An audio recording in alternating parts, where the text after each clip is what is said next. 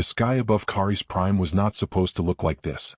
The planet's twin suns should have been rising over fields of pale glassgrass, painting the horizon in soft gold and blue. Instead, the heavens burned. Thick columns of smoke twisted upward from shattered cities, and the air trembled with the distant thunder of orbital bombardment. For 6 endless days, the Zethari had watched their world die piece by piece, and with each passing hour, belief itself was eroding. Governor Halrex stood alone on the balcony of the Planetary Council spire, his 4 eyes fixed on the swarm of enemy vessels blotting out the stars. They hung there with cruel patience, like predators savoring the moment before the kill. The Varkesh Dominion had come not for conquest, but for demonstration. Caris Prime was to be an example, a warning carved into the void. Halrex clenched his claws against the stone railing. He had sent the calls. Hundreds of them. Emergency beacons, diplomatic pleas, trade favors called in, and debts begged to be remembered. Each message had vanished into silence. The greater powers of the sector had responded with the same polished indifference. Outside jurisdiction. No strategic value. Regrettable but unavoidable. The galaxy was very good at explaining why it could not help. Below him, evacuation convoys crawled toward the subterranean refuge vaults, long lines of civilians moving with quiet, disciplined despair. The Zethari were not a loud people. They did not scream or riot.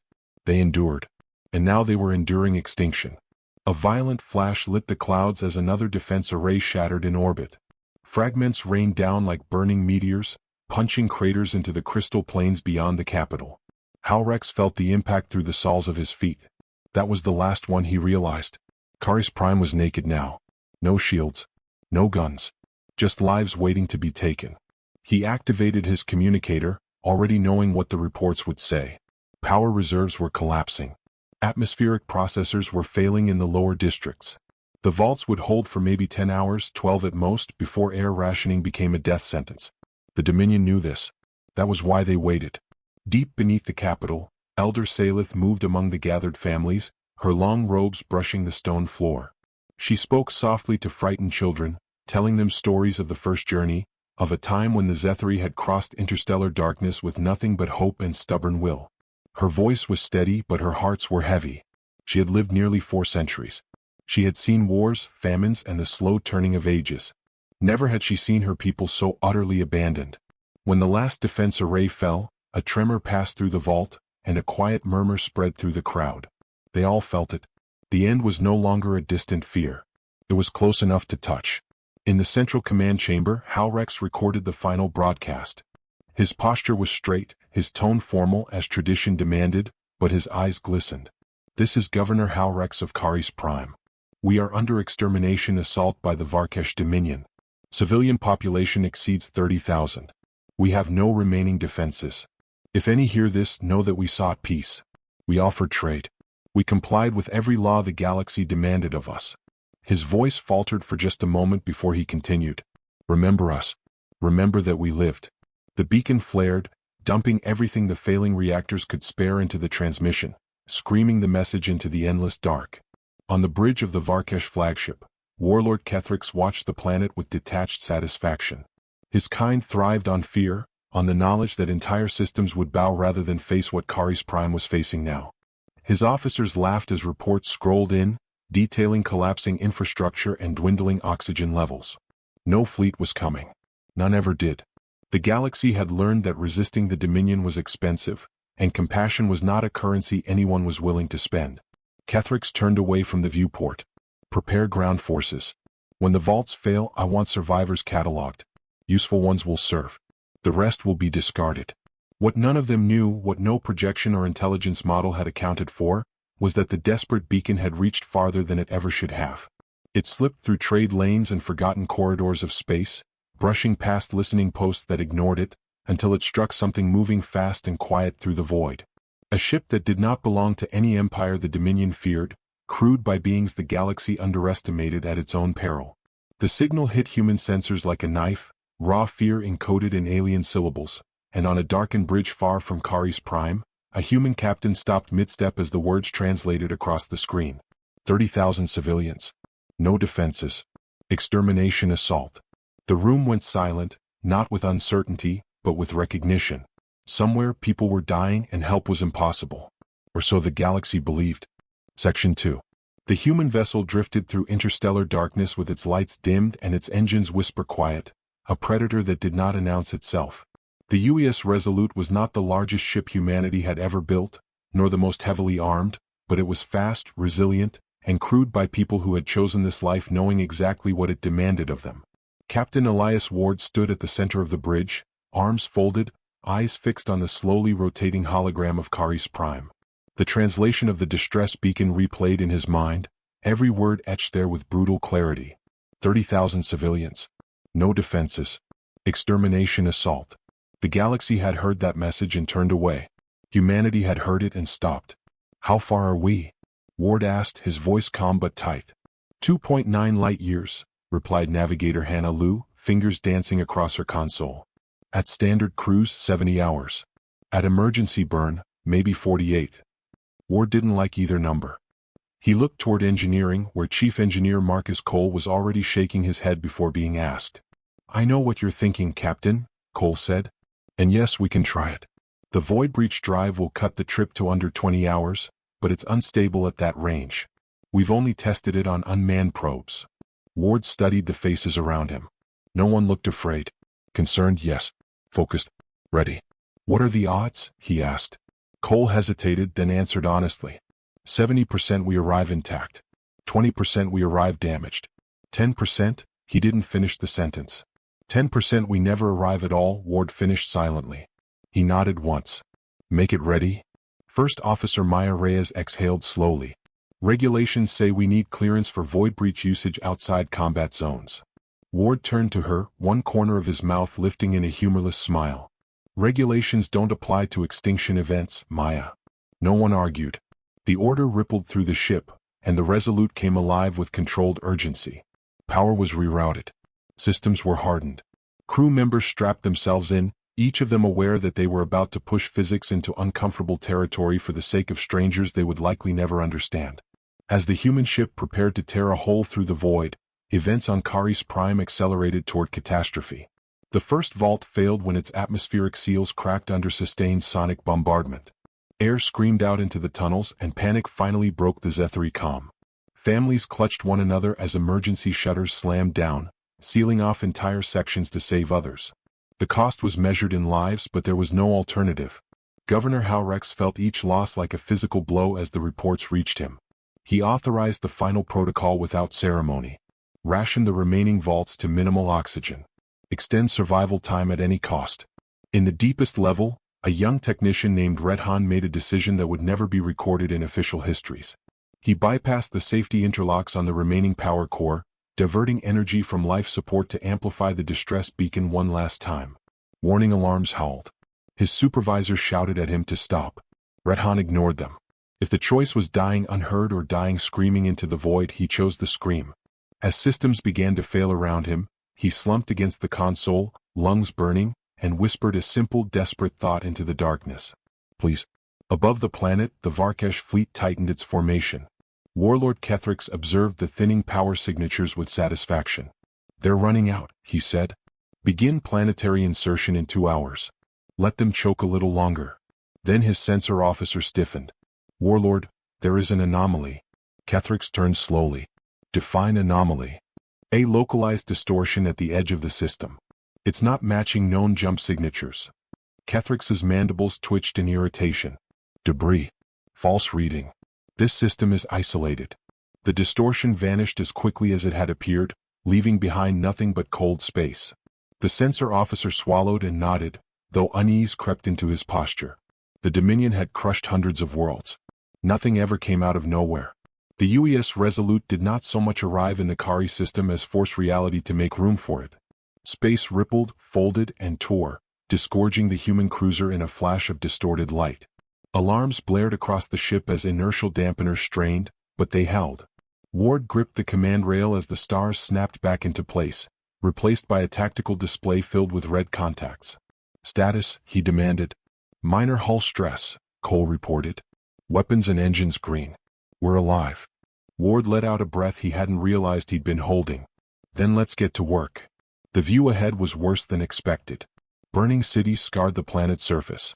Orbital debris formed a deadly halo. and the Varkesh fleet loomed like a steel storm, confident and careless, focused entirely on the world below. They hadn't seen the humans yet. "Identify enemy composition," Ward said. Reyes scanned rapidly. One command carrier for heavy cruisers, multiple escorts. Ground forces already deploying. Ward's jaw tightened. 30,000 lives were running out of time. "We don't announce ourselves," he said. "We don't negotiate. We cut the head off and let the body panic." Weapons Officer Samir Khan smiled thinly. "With pleasure, Captain." As the Resolute slid deeper into the system under stealth, humanity's oldest, most dangerous misconception prepared to break the void itself. Somewhere below, in the suffocating dark, the Zethri waited for an end they believed was inevitable. The first shots were not dramatic. There was no blazing declaration of war, no thunderous barrage that lit up the stars. The Resolute's opening move was quiet and precise, a single lance of compressed energy that stabbed through vacuum and punched directly into the heart of the Varkesh command carrier. For a fraction of a second, nothing seemed to happen. Then the carrier's shields collapsed inward, imploding like a dying star, and its central spine fractured into glowing fragments. Secondary explosions rippled along its length as power systems overloaded and tore themselves apart. On the Resolute's bridge, the tactical display flickered as the largest red icon vanished. Khan didn't cheer. He didn't even smile. "Command carrier neutralized," he reported, voice steady. "Enemy fleet reaction time, delayed." Ward nodded. "They never expect the first blow to land." Confusion spread through the Varkesh formation like a disease. Without centralized command, their ships hesitated, overlapping orders and counter-orders clogging their communication channels. Some vessels began to reorient toward the unknown attacker, while others continued preparations for planetary insertion, unaware that the rules of the battle had just changed. "Multiple enemy cruisers powering weapons," Reyes said. "They've spotted us." "Good," Ward replied. "Now they know they're not alone." The Resolute surged forward, engines flaring as it abandoned stealth and revealed itself fully. Human hull markings gleamed briefly as reflected starlight caught them, a stark declaration against the darkness. The Varkesh ships responded with fury, streams of plasma and kinetic fire converging on the lone cruiser. Space around the Resolute erupted into violent color as shields absorbed impact after impact, energy rippling across their surface like water under hail. "Shields at 80%, Cole reported. "Holding steady." "Return fire," Ward said. The human ship answered with devastating efficiency. Rail cannons hurled dense slugs at relativistic speeds, tearing through enemy escorts as if they were made of paper. Each hit was final. Each impact transformed a warship into a brief, expanding cloud of debris. Missiles followed, intelligent and adaptive, weaving through defensive fire before detonating against vulnerable hulls. The Varkesh had faced technologically inferior species before. They had crushed resistance with overwhelming force, confident in their numerical superiority and brutal doctrine. But this was different. The Resolute moved like something alive, anticipating enemy maneuvers before they fully formed, striking weak points with uncanny accuracy. On Kari's prime, the Zethri sensed the change before they saw it. Seismic tremors from orbital bombardment faltered, then stopped entirely. The constant, distant thunder that had become the rhythm of their final hours faded into uneasy silence. In one of the remaining vaults, Governor Howrex stared at a flickering sensor feed as unfamiliar energy signatures bloomed in orbit. "What is happening?" he whispered. An aide responded, disbelief trembling in his voice. There is only one vessel engaging the enemy." Howrex felt his heart stutter. One ship. Against the Dominion fleet. Hope rose despite his efforts to suppress it, fragile and dangerous. He had buried hope hours ago to spare himself this pain. Back in orbit, the Varkesh warlord's surviving officers scrambled to reassert control. "Focus fire," one of them screeched over the fleet channel. "Destroy the human ship." They obeyed, and for a moment the Resolute was engulfed in fire. Shields dipped to 60%.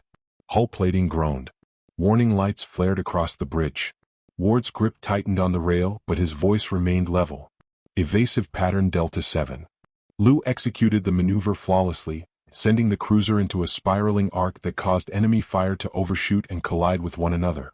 Two Varkesh cruisers clipped each other amid the chaos, shields failing as their hulls collided, spinning away crippled. "Shield stabilizing," Cole said. "We can take this a while longer, but not forever." Ward knew that. He also knew they didn't need forever. They needed moments. Khan, he said, I want their heavy cruisers out of the fight. Khan's fingers danced. Targeting now.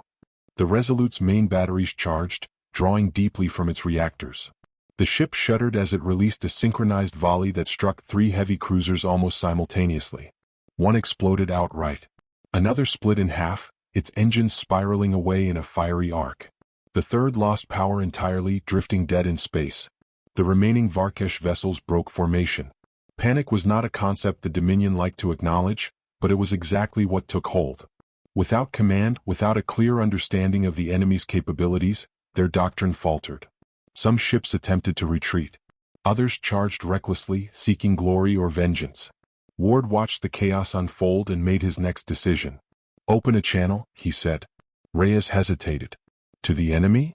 No, Ward replied. To the planet.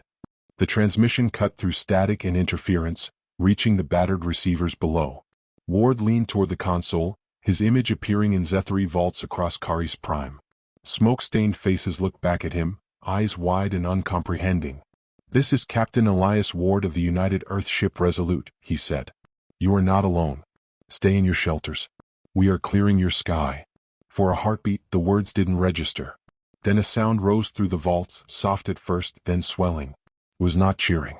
It was sobbing. In orbit, the Resolute turned back toward the remaining enemy ships, weapons hot and engines burning. Humanity had arrived, and the void itself seemed to recoil at the consequences. The Varkesh fleet fractured into desperate motion, no longer a disciplined armada but a scattering of wounded predators lashing out at an unexpected rival. The Resolute cut through them with relentless focus, but the cost of sustaining such an uneven fight began to show. Shields dipped under concentrated fire, and the ship's superstructure groaned as impacts rattled every deck. Multiple hull breaches on decks 9 and 11, Cole reported. Damage control teams are responding. Ward acknowledged with a nod, eyes never leaving the tactical display. Every decision now carried weight measured in lives both above and below. Divert auxiliary power to forward shields, he ordered. Keep us between them and the planet. The Resolute complied, sliding into a protective arc that blocked the remaining Varkesh ships from regaining firing solutions on Kari's prime. Enemy fire splashed uselessly against reinforced shields, while return shots continued to tear holes in the attackers' formation. Still, numbers mattered. A coordinated volley from 3 surviving cruisers struck almost simultaneously, dropping shields to 40%. On the bridge, warning tones rose in pitch. Reyes clenched her jaw. Captain, at this rate? I know, Ward said quietly. We don't need to win a war. We need to end one. He keyed a private channel. Khan, prepare the breach torpedoes. Khan's eyes widened slightly. Those are last resort weapons, sir. If we miscalculate. We won't, Ward said. Target the densest cluster. Punch a hole they can't close. The breach torpedoes were not conventional munitions. They carried compact spatial destabilizers, designed to tear localized rifts in spacetime itself. Humanity rarely used them. Even simulated deployments made physicists uncomfortable. But comfort had never saved anyone. As Khan armed the weapons, events below reached a critical point. In the deepest vault, oxygen levels dropped to the edge of survivability. Children lay still, their breaths shallow. Adults took turns standing to conserve strength, leaning against cold metal walls. Governor Halrex moved among them, offering words he barely believed himself. When the tremors of distant explosions returned, louder and closer than before, fear surged anew. Many thought the bombardment had resumed. Then the tremors changed. They became sharper, violent pulses that shook dust from the ceilings. An aide checked the sensors, then froze. Governor, the enemy ships are being destroyed. Rapidly. Halrex stared at the feed as enemy icons vanished one by one. His legs weakened and he sat heavily on the floor. Hope surged again, no longer fragile but burning, and it terrified him more than despair ever had.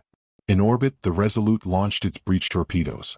They streaked forward, small and unassuming, slipping through defensive fire untouched. When they detonated, space screamed. A jagged distortion tore open among the Varkesh ships, gravity warping violently.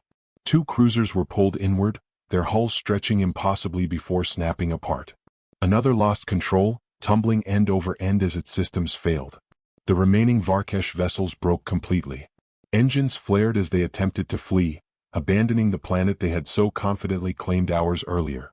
Enemy retreating, Reyes said, disbelief threading her voice. They're running. Ward allowed himself a single breath of relief. Let them go. Khan looked up sharply. Captain? They'll spread the word faster than we ever could, Ward replied. Fear travels well. As the last hostile contact vanished into hyperspace, silence settled over the system. The Resolute hung in orbit, scarred but standing, its presence now unmistakably protective. Damage reports continued to stream in, but none were catastrophic. The ship had endured. Ward opened the channel to Kari's Prime again. All hostile vessels have withdrawn, he said. Medical and relief teams are inbound. You're safe. This time the response was immediate. Cheers echoed through the vaults, raw and unrestrained. Zethri embraced one another, some laughing, some crying, many doing both. Howrex closed his eyes and bowed his head, overcome. Against all logic, against all precedent, help had come. Hours later, as human shuttles descended through the thinning smoke of the atmosphere, Ward finally left the bridge. He stood alone in the observation bay, watching the planet rotate slowly below. 30,000 lives. A number on a screen. A reason to tear the void open and challenge an empire. Humanity would pay for this. He knew that. The Dominion would not forget humiliation so easily. But as he watched the first rescue lights flicker across the surface of Kari's Prime, Ward felt no regret. The galaxy had believed help was impossible. Humanity had simply disagreed. The immediate aftermath of battle revealed truths that victory alone could not hide. The Resolute remained in high orbit while human relief shuttles descended in steady waves, their hulls painted with medical markings instead of weapons fire. Inside the ship, damage control crews worked without pause, sealing breaches, rerouting power, and stabilizing systems pushed far beyond their intended limits. The ship had survived, but just barely. Ward knew that if the Varkesh had held together for even an hour longer, the outcome might have been very different.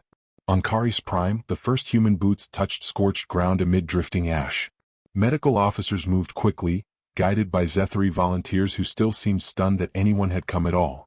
The vaults opened slowly, cautiously, as if the survivors feared the sky itself might betray them again. Pale faces emerged into daylight for the first time in days, eyes squinting, lungs burning as fresh air rushed in. Lieutenant Sarah Mendoza led one of the first medical teams. She knelt beside a Zethri child whose breathing was shallow and irregular, administering oxygen while murmuring reassurances she wasn't sure the child understood. Around her, human medics worked with quiet efficiency, treating burns, dehydration, and trauma with practiced hands. There was no celebration here, no sense of triumph. Only urgency, compassion, and the understanding that survival was fragile. Governor Howrex met the humans at the edge of the largest vault, his posture stiff with exhaustion and disbelief. When Mendoza approached him, he hesitated, then lowered himself into a formal bow. We believed the galaxy had abandoned us, he said. We believed extinction was our fate. Mendoza shook her head gently. Someone always hears, she replied.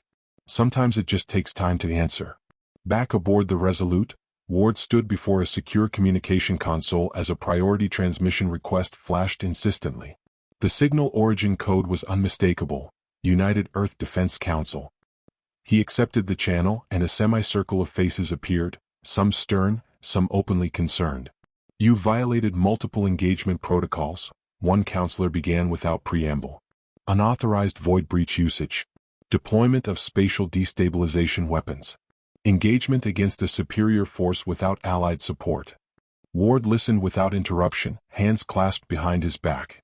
When the counselor finished, Ward spoke calmly. 30,000 civilians were ours from extinction. No other power responded. We did. A tense silence followed. Another council member leaned forward. You've ignited something larger than this rescue, Captain. The Varkesh Dominion will retaliate. They were going to expand regardless, Ward replied. Now they know expansion has a cost. The council exchanged glances. No one contradicted him outright. Finally, the chairperson spoke. Your actions will be reviewed. For now, maintain position and continue humanitarian support. The channel closed. Ward exhaled slowly. Consequences would come later. For now, there was work to be done. In the days that followed, the story spread faster than any official broadcast could contain. Merchant vessels passing through nearby systems carried rumors that grew with every retelling. A lone human warship. A shattered Dominion fleet. A world saved at the last possible moment. For species accustomed to galactic indifference, The idea was unsettling, even dangerous. Hope had a way of changing behavior. On Caris Prime, human engineers helped stabilize power grids while Zethari leaders organized food distribution. Cultural misunderstandings surfaced almost immediately, but they were minor, navigable. When a Zethari elder asked why humans would risk annihilation for strangers, Ward struggled to answer. There was no single doctrine, no universal philosophy. Eventually he said the only thing that felt honest. Because we know what it's like to be alone. The Dominion, meanwhile, licked its wounds in furious silence. Reports from fleeing ships painted an incomplete but alarming picture. Human technology was adaptable. Their tactics were unpredictable. Worst of all, they had acted without waiting for permission. For an empire built on fear and inevitability, that was intolerable. In a shadowed chamber far from Caris Prime, Dominion strategists reviewed sensor data again and again. One conclusion emerged with chilling clarity. Humanity was not just another defiant species. It was a variable. And variables threatened order. Back on the Resolute, Ward stood once more in the observation bay.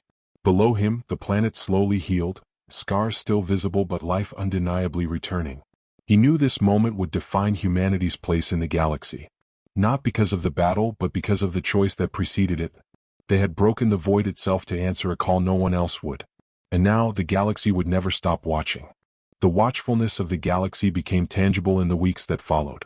Trade vessels altered their routes to pass through Caris Prime system, not out of necessity but curiosity. Long-range sensors detected distant probes lingering at the edge of the star's gravity well, silent observers cataloging every human movement. Ward permitted none of them closer than treaty distance, but he did not order them chased away. Let them look. Let them learn. On the surface, reconstruction began with a fragile rhythm.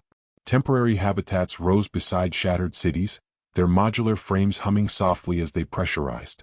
Zethari workers moved alongside human engineers, their methods different but complementary. Where Zethari favored redundancy and caution, humans pushed for speed and adaptability. Arguments flared, then faded, replaced by an uneasy but growing respect.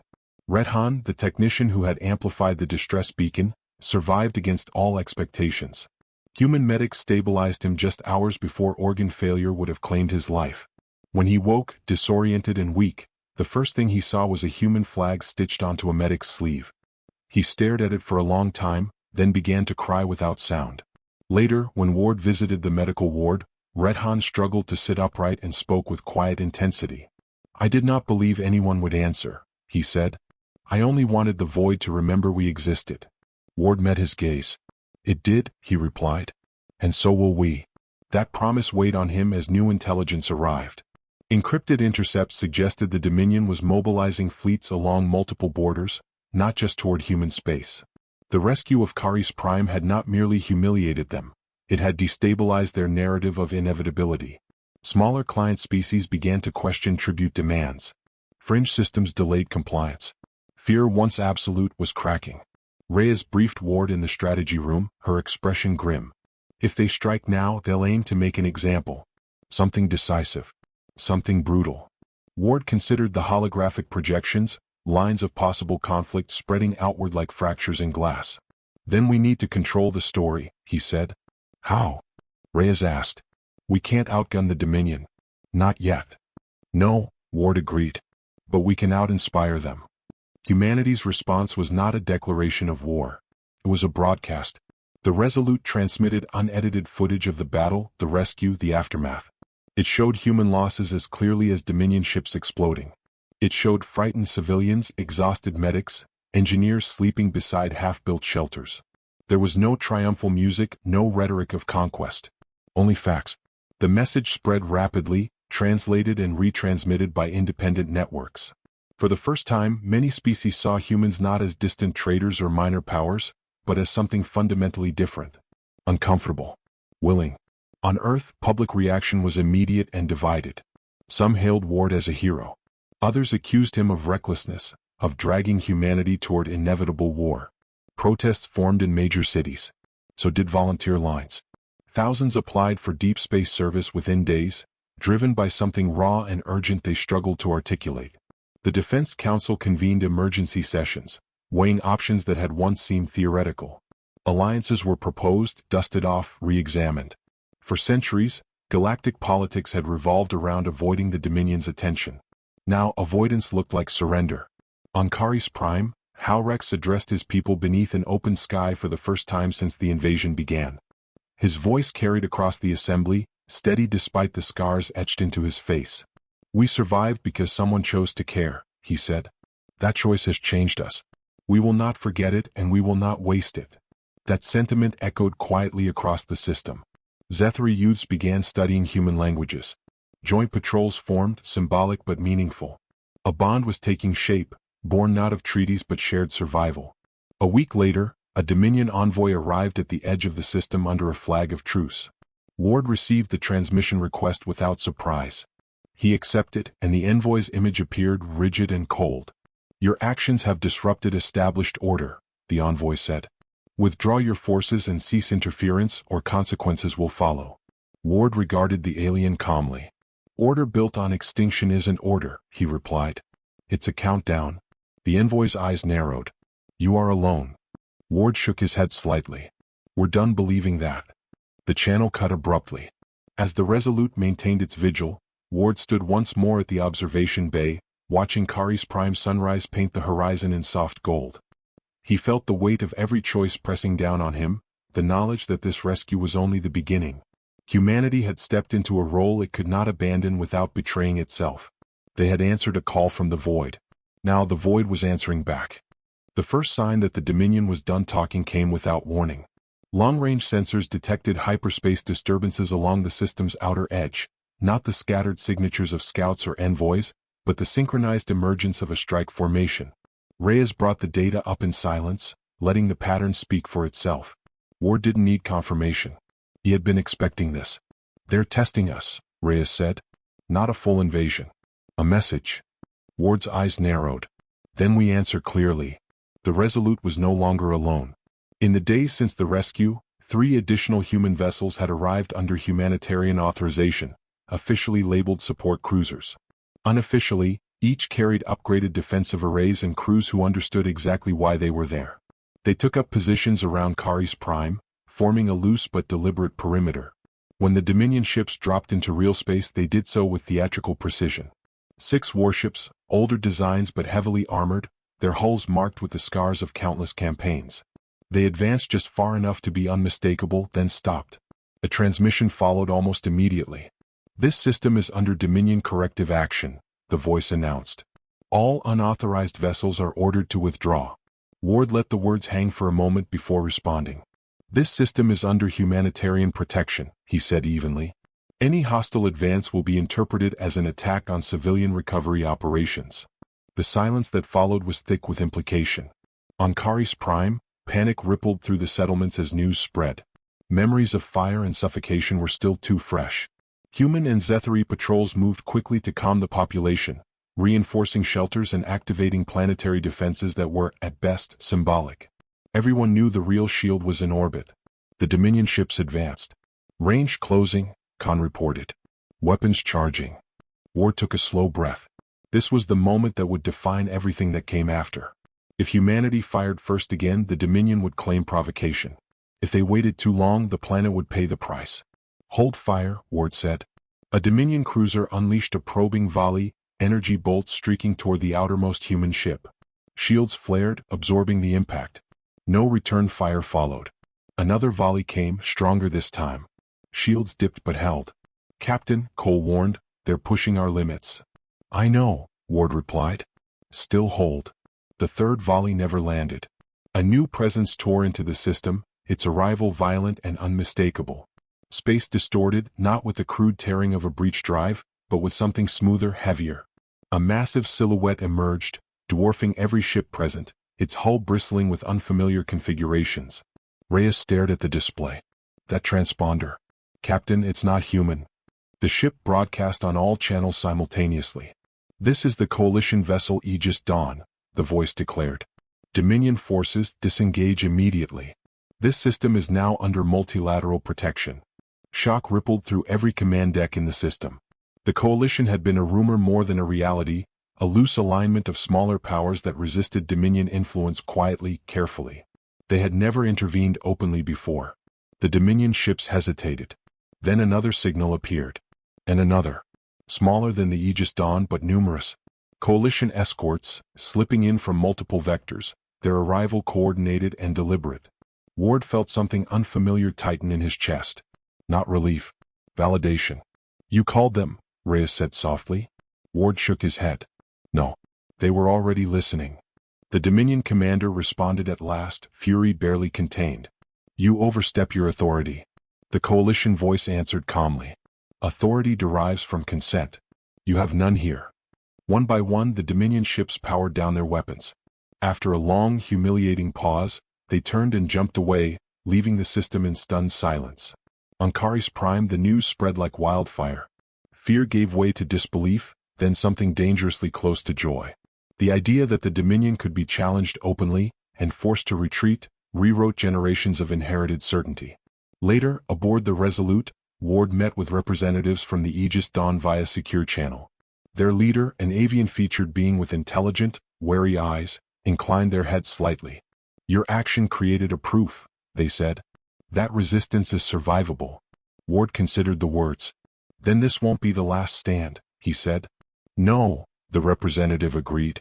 "It will be the first." As the coalition ships settled into protective orbits and joint planning began, Ward returned once more to the observation bay. Below him, Kari's Prime glowed brighter than before, not because its scars were gone, but because its future was no longer sealed. Humanity had not broken the void alone. They had shown others how. The sudden presence of the coalition transformed Kari's Prime from a rescued world into a symbol. Joint command structures formed almost overnight, improvised yet effective, linking human, Zethri, and coalition vessels into a shared defensive network.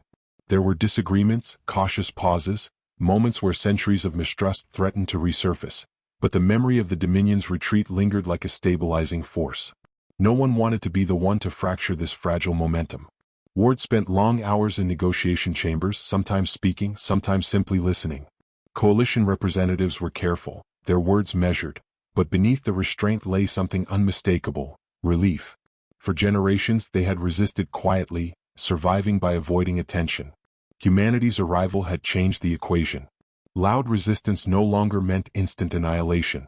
It meant risk, yes, but also possibility. On Kari's Prime, life shifted from survival to recovery. Fields once scorched by orbital fire were cleared and replanted with hybrid crops engineered by human agronomists and adapted by Zethri biologists. Children who had learned to whisper in vaults now played under open skies, pausing only when unfamiliar ships crossed overhead, curiosity slowly replacing fear. Memorials rose in the ruins of fallen cities, not grand monuments, but simple markers bearing names, reminders of the cost paid before help arrived. Redhan returned to the beacon station, now rebuilt and reinforced, its systems upgraded with human technology. He stood before the console where he had nearly died and placed his hand against the cool surface. This time, the beacon transmitted not a plea, but a declaration of status and alliance. Kari's Prime was no longer silent. Back in orbit, intelligence reports painted a complex picture. The Dominion had not collapsed, nor had it retreated entirely. Instead, it adapted. Fleets repositioned. Propaganda networks shifted tone, reframing their withdrawal as strategic patience. But beneath the surface, fractures deepened. Client worlds delayed tribute. Border systems tested limits. The myth of inevitability was eroding, replaced by uncertainty. Ward reviewed these developments with Reyes late into the artificial night cycle. "They're going to strike somewhere else," she said. "Somewhere they think we won't reach in time." Ward nodded. "And every world that hears what happened here will ask the same question. Will humans come for us too?" Reyes finished. "That's the danger," Ward said quietly. "And the responsibility." Humanity's internal debate intensified. Defense budgets surged. Shipyards expanded. But alongside militarization came diplomacy. Human envoys traveled with coalition escorts, offering support frameworks rather than demands. Aid packages were tied to autonomy, not control. It was slower, messier work than conquest, and some criticized it as naive. Yet worlds long crushed under Dominion pressure listened because the alternative had finally been demonstrated. The Resolute was ordered home at last, its hull bearing the scars of what it had started. As it prepared to depart, Zethri leaders gathered at the spaceport, offering formal farewells. Governor Halrex clasped Ward's forearm in a gesture learned from human customs. You broke something the galaxy believed unbreakable, he said. Fear.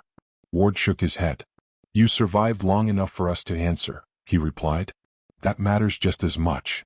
When the Resolute jumped away, it left behind more than protection. It left precedent. Weeks later, as the ship approached human space, Ward received a final update from Coalition channels. Multiple systems had declared mutual defense accords. Independent trade routes were forming beyond Dominion oversight. Small sparks, scattered and vulnerable but undeniably lit. Ward stood on the bridge as Earth's distant sun came into view, reflecting softly off the battered hull. He felt no triumph, only the steady weight of continuation. This was not the end of a story. It was the opening chapter of a far longer one. The galaxy had believed help was impossible. Now it had proof otherwise. Earth did not greet the Resolute with celebration. There were no parades waiting in orbit, no thunderous broadcasts declaring victory. Instead, there was scrutiny, debate, and a quiet, almost reverent tension that hung over every channel. Humanity had crossed a line that could not be uncrossed, and everyone knew it. As the ship docked at Lunar High Port, Ward stood alone in the command corridor, listening to the familiar hum of a station that had never faced orbital bombardment, never waited in darkness for extinction.